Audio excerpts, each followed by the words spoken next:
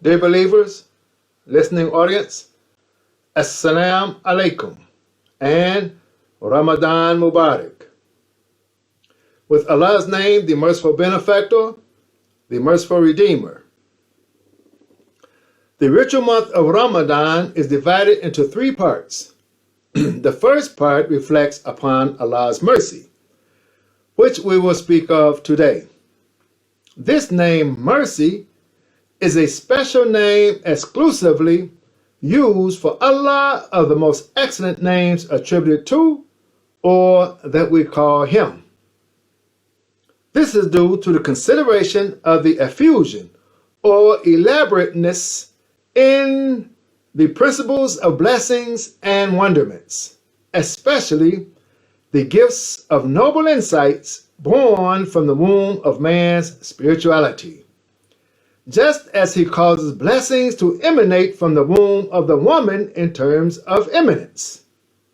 Thus, He has named the womb of the woman after Himself, the most merciful. That the name of the womb is called mercy, or in the original Quranic language, Ar-Rahman or Rahmah or Rahim. Sometimes, within the eloquence of the Quranic language, the partial or portion of a thing is used to define the whole thing. Thereby, though the womb is a partial part of the body, it is used to define the whole woman. So when we speak of womb, we're speaking of woman in totality.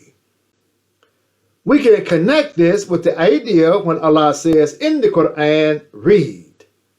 The first word revealed to Muhammad the Prophet, the President of peace be upon him, is read. The word for read is taken from an activity of the womb. It is when the monthly menses of the woman takes place. And also, within the first verses revealed,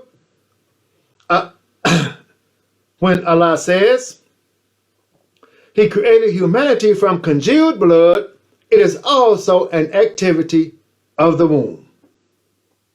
Therefore, the woman becomes a sign symbolizing a higher abstract reality of the spiritual womb that gives higher inceptual and conceptual ideas through the process of reading and conjuring thoughts. Thus, we can say she becomes the womb of mind or the womb of man. So the greatest favor out of the perfectiveness and gifts of His mercy is that He taught the Qur'an. That is, He has prepared and completed the humanity and crowned it with the Quranic intellect. The intellect being a created force designed for the acceptance of knowledge. Knowledge descending from a high universal space of holiness in man's spirituality, where the witnessing of lofty ideas takes place that cannot be spoken directly. Correspondingly, out of His mercy, He has created the language for the articulate intellect that these superior ideas may meet with the tongue and speech, thus having the ability to communicate to all other human intellects. Categorically, upon its comprehension and understanding, it will cause the reader to make the spiritual ascensions just as it did for the chosen messenger the first time. Thus, it is in this month that we are blessed with the mercy of Allah to read the Qur'an in its original text, the clear speech of the high universal truths that forms in the mind, intellect, or spirit of man, thereby recreating the human being. As we have said, the human being is not only born of the physical womb of the woman, but also born and identified by the intellect, which is formed by the womb of language, as the great reformer have declared that words make people. Another way to look at the process is that Allah created the original nature from which all things emanate, and He has deposited in the human essence of this nature the Qur'an, which He causes it to emerge over a period of time, inspiring the intellect of the one that has become the model person for all of humanity. The creation of one man, mind, or human intellect is the creation of all humanity.